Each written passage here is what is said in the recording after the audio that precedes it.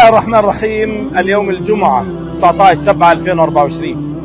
في هذه الظروف العصيبة وفي ظل ما تعرض له شمال قطاع غزة من حرب إبادة جماعية وحرب تجويع على يد الاحتلال الإسرائيلي ونقص في مياه الشرب والمياه الصالحة للاستعمال، قمنا بتوفير شاحنة المياه هذه بتبرع كريم من مؤسسة السالك فونديشن انترناشونال بالتعاون مع ميرسي ميشن.